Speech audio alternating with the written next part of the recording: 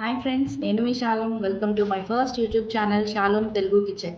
మన తెలుగు ఇంటి వంటలు ఎంత రుచిగా ఉంటాయో మనందరికీ తెలుసు. మన ఛానల్లో సింపుల్గా, టేస్టీగా ఇంట్లో అందరికీ చేయగలిగే వంటలు మీతో షేర్ చేయబోతున్నాం. రెస్టారెంట్ స్టైల్లో ఇంట్లోనే హెల్తీగా ఎలా చేయాలో నేర్చుకుందాం. ఈరోజు మన ఛానల్లో first recipe quick and tasty mutton curry. ఈ కర్రీ మీరు ఒక్కసారి ట్రై చేశారంటే మళ్ళీ మళ్ళీ చేసుకుంటారు. ఇంత టేస్టీగా కుదురుతుంది. ఇక్కడ నేను హాఫ్ కేజీ ఫ్రెష్ మటన్ తీసుకున్నాను. ఫస్ట్ మటన్ని శుభ్రంగా క్లీన్ చేసుకోవాలి. 3 to 4 టైమ్స్ బాగా క్లీన్ చేసుకున్న తర్వాత ఉప్పు, నిమ్మరసం వేసి బాగా కలిపి వాష్ చేశారంటే నీచు వాసన అనేది లేకుండా ఉంటుంది. ఇలా క్లీన్ చేసుకున్న మటన్లోకి 1 టీ స్పూన్ ఉప్పు, 1 టీ స్పూన్ పసుపు, 2 టీ స్పూన్స్ కారం, 2 టీ స్పూన్స్ అల్లం వెల్లుల్లి పేస్ట్ వేసి బాగా కలిపి హాఫ్ అన్ అవర్ అయినా మ్యారినేట్ చేసుకుంటే ముక్కలకి మసాలాలు మంచిగా పడతాయి. ఇలా మ్యారినేట్ చేసుకున్న మటన్‌ని ఒక హాఫ్ అన్ అవర్ పక్కన పెట్టి ఇప్పుడు మనం గ్రేవీ కోసం మసాలా పేస్ట్‌ని రెడీ చేసుకుందాం. దీనికోసం ఒక బౌల్‌లోకి 4 లవంగాలు, ఒక చిన్న దాల్చిన చెక్క, 6, 7 జీడిపప్పులు, 1 టీ స్పూన్ గసగసాలు వేసి కొంచెం వాటర్ పోసుకొని ఒక 10 నిమిషాలైనా నానబెట్టుకొని ఫైన్ పేస్ట్ చేసుకోవాలి. ఇప్పుడు స్టవ్ ఆన్ చేసి పెట్టి ఆయిల్ వేసుకుందాం.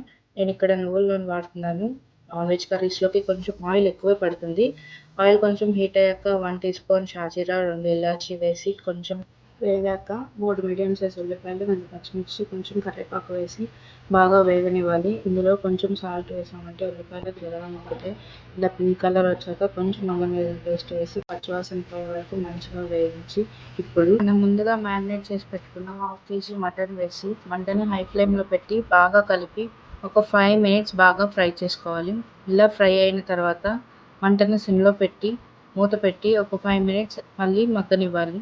ఇలా మగ్గిన తర్వాత ఇందులోకి 2 టీ స్పూన్స్ కారం, చేసి పెట్టుకున్న చిన్న టొమాటో, కొత్తిమీర, పుదీనా వేసి బాగా కలిపి మరో 5 మినిట్స్ బాగా మగ్గనివ్వాలి. ఇలా మగ్గిన తర్వాత మనం ముందుగా పేస్ట్ చేసి పెట్టుకున్న జీడిపప్పు పేస్ట్‌ని వేసి బాగా కలిపి కొంచెం మగ్గిన తర్వాత ఇందులోకి కొంచెం వాటర్ పోసి కుక్కర్ మూత పెట్టి ఒక 4 నుండి 5 విజిల్లు రానివ్వాలి. ఇక్కడ నేను లేత మటన్ తీసుకున్నాను కాబట్టి నాకు 4 విజిల్‌కి ముక్క మంచిగా ఉడికింది.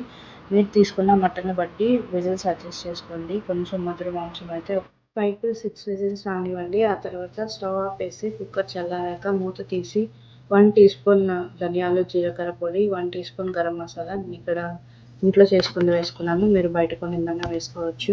ముందుగానే గరం మసాలా, ధనియాల పొడి వేయకండి, మటన్ సరిగా ఉడకదు. అంతేనండి, ఎంతో tasty and quick mutton curry ready.